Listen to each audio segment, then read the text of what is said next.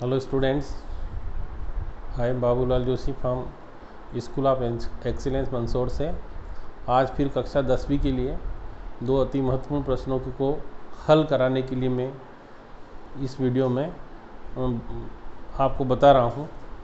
सभी स्टूडेंट्स बहुत अच्छी तरह हल करें। इसी पर बहुत सारे न्यूमेरिकल भी बनते हैं और एग्ज़ाम में भी आते हैं, तो तैयारी के लिए तैयार रहें। आज का पहला प्रश्न, प्रतिरोधों के श्रेणी संयोजन में। अब श्रेणी और समांतर दो संयोजन में आपको बताऊंगा। श्रेणी संयोजन में तुल्य प्रतिरोध का व्यंजक ज्ञात करो। तुल्य प्रतिरोध का व्यंजक ज्ञात करो, है ना बच्चों। ये अपना इम्पोर्टेंट प्रश्न भी है।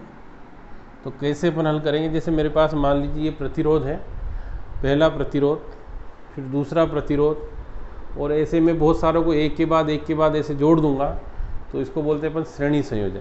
क्या बोलते हैं अपन इसको? श्रेणी संयोजन। तो देखो इसका चित्र बनाए अपन। ये अपने पास पहला प्रतिरोध ऐसे, इसका मान है R1, फिर इसके बाद ये दूसरा प्रतिरोध है, इसका मान है R2, फिर ये तीसरा प्रतिरोध है, इसका मान है R3, और इन सब प्रतिरोधों के सिरों पर अपन ने एक विभवांतर लगा दिया और यहाँ एक कुंजी लगा दी है, ठीक है ना।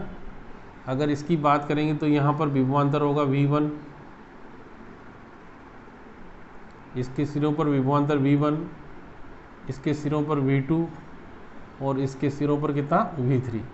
अगर मैं यहाँ से यहाँ तक की कुल बात करूँगा तो कितना होगा? V, ठीक है ना। अब इसमें धारा कितनी बह रही? I। यहाँ लिखिए माना 3 प्रतिरोध। कितने प्रतिरोध है? 3 प्रतिरोध, जिनमें प्रत्येक का मान कितना है? प्रत्येक का मान R1, R2, R3 है। और किस क्रम में जोड़ा है? श्रेणी क्रम में। को श्रेणी क्रम में जोड़ा गया, श्रेणी क्रम में जोड़ा गया है, ठीक है ना। इस प्रकार के संयोजन में सभी प्रतिरोधों पर विभव भिन्न परंतु धारा समान होती है। धारा कैसी होती है? समान होती है ना। अब देखिए पहले किस पर? R1 के सिरों पर विभव, R1 के सिरों पर विभव कितना आएगा बच्चों? V1। ओम का नियम अपन ने पढ़ा था, V बराबर कितना होता है? RI। तो V और R तो अलग अलग है, परंतु I कैसी? एक समान है। तो यहाँ कितना? V1 बराबर R1I। फिर R2 के सिरों पर कितना आ जाएगा? V2 बराबर R2I। फिर R3 के सिरों पर V3 बराबर कितना? R3I, ठीक है ना। हमने तीनों को निकाल लिया। अब क्या करें? यदि तुल्य प्रतिरोध कितना हो? R हो, तो V बराबर कितना हो जाएगा? RI। अब चित्र से देखो आप, चित्र में क्या है? ये V इन तीनों में समान रूप से बटा हुआ है, तो V बराबर कितना है? V1 प्लस V2 प्लस, अब V का मान रख दें, RI बराबर R1I plus R2I plus R3I। अब RI बराबर यहाँ से I कॉमन ले लेंगे तो कितना हो जाएगा R1 plus R2 plus R3, I से तो R बराबर कितना गया R1 plus R2 plus R3। यही जो है प्रतिरोधों की कौन से क्रम का सूत्र है, श्रेणी क्रम का, यही प्रतिरोधों के श्रेणी संयोजन का सूत्र है। ऐसे ही मैंने बात करी थी समांतर, तो समांतर की बात करेंगे कैसे हो जाएगा। देखो प्रतिरोधों की यहाँ श्रेणी को क्या बदल दें अपन, समांतर में बदल दें। और समांतर किसे कहते हैं, आप लोगों ने समांतर रेखाएं पढ़ी होगी हैं, किसे कहते हैं समांतर रेखाएं। अरे भाइयों, समांतर रेखाओं में दो रेखाएं एक दूसरे को कभी नहीं काटती, वो उनकी कौन सी रेखाएं कहते हैं, समांतर रेखाएं। तो यदि प्रतिरोधों को ऐसे लगा दें जो एक दूसरे से कभी कनेक्टेड नहीं होते हो, है ना, दूर दूर रहते हो, तो इसे अपन कौन सा क्रम बोलेंगे, समांतर क्रम। तो क्या लिखेंगे, प्रतिरोधों के समांतर संयोजन में क्या बोलेंगे, प्रतिरोधों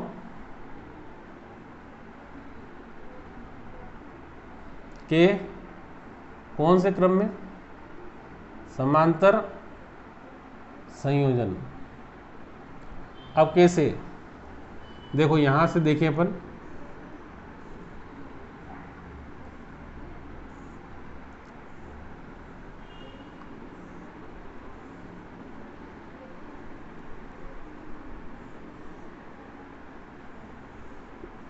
ये ऐसे पहला प्रतिरोध, फिर ये दूसरा प्रतिरोध, ठीक है ना, और ये तीसरा प्रतिरोध। मैंने प्रतिरोध का नोटेशन आपको बताया था जब मैंने आपको शुरू स्टार्टिंग में पढ़ाया था। इसके बाद यहाँ मैंने क्या कर दिया, एक सेल लगा दिया ऐसे, ये कुंजी लगा दी और इसका कनेक्शन यहाँ से कर दिया। अब देखो यहाँ धारा कितनी बह रही है, आई, इसका ये प्लस टर्मिनल, ये माइनस टर्मिनल है, ये के कुंजी है। यहाँ जाने के बाद धारा तीन भागों में डिवाइड हो गई, कौन सी, I1, I2 और ये कितनी, I3। ये कितना है, R1, R2।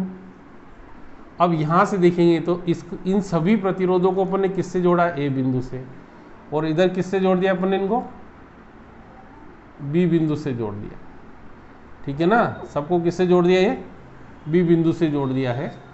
तो सबके सिरों पर कौन सी राशि समान हो जाएगी, विभव समान होगा। कौन राशि समान होगी, विभव। अब कैसे लिखें, माना तीन प्रतिरोध, माना कितने प्रतिरोध, तीन प्रतिरोध, जिनके मान कितने हैं, जिनके मान R1, R2, R3 हैं, को किस क्रम में, समांतर क्रम में जोड़ा गया है। किस क्रम में जोड़ा है, जोड़ा गया है,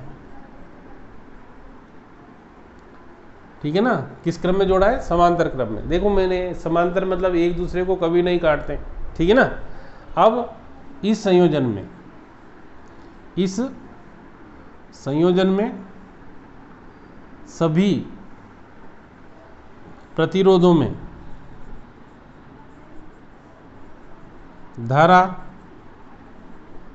का मान भिन्न एवं विभव समान होता है। विभव कैसा होता है, समान। ओम का नियम सबको याद है, तो यहाँ लिखिए R1 के सिरों पर विभव, R1 के सिरों पर विभव, बोलो कितना होगा, विभव नहीं सॉरी R1 में प्रवाहित धारा, सॉरी R1 में प्रवाहित धारा, क्योंकि विभव तो सब पर समान है। प्रवाहित धारा I1 बराबर कितना, V/R1, क्योंकि हमने ओम का नियम पढ़ा था, V बराबर कितना होता, RI। तो I1 का मान निकाल लिया अपन ने। ऐसे ही किस में निकाले हम, R2 में प्रवाहित धारा कितनी आ जाएगी, I2 बराबर V/R2। फिर R3 में प्रवाहित धारा I3 बराबर कितना, V/R3, ठीक है ना बच्चों। अब ऐसे अपन क्या करें, तुल्य प्रतिरोध निकालें। यदि इन सब का तुल्य प्रतिरोध कितना हो, R हो, तो I बराबर कितना, V/R। ठीक है ना। अब चित्र से देखो आप, क्या है, I 3 भागों में डिवाइड हुई, I यहाँ जाने के बाद 3 भागों में, तो किस किस में हुई, I1 प्लस I2 प्लस, तो I का मान V/R, V/R1, V/R2 और यहाँ से V कॉमन ले लें, 1/R1 plus 1/R2 plus 1/R3। अगर इसको काट दे तो 1/R बराबर 1/R1 plus 1/R2 plus 1/R3। ये किसका सूत्र आ गया, प्रतिरोधों के समांतर संयोजन का सूत्र है। आज हमने 2 प्रश्न पढ़े। मैं आपको इस वीडियोस के माध्यम से कुछ होमवर्क दे रहा हूँ। सबसे पहले तो आप एक तो सब प्रतिरोध किसे कहते हैं, इसे प्रभावित करने वाले कारक।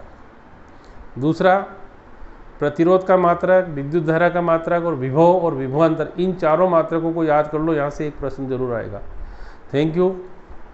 10th क्लास वाले बच्चे मेरे वीडियो को सब्सक्राइब करें, मेरे चैनल को सब्सक्राइब करें, मेरे वीडियो को लाइक करें और अपने दोस्तों में शेयर करें ताकि मैं इस कार्य को और अच्छे से कर सकूं। Thank you. Have a nice day.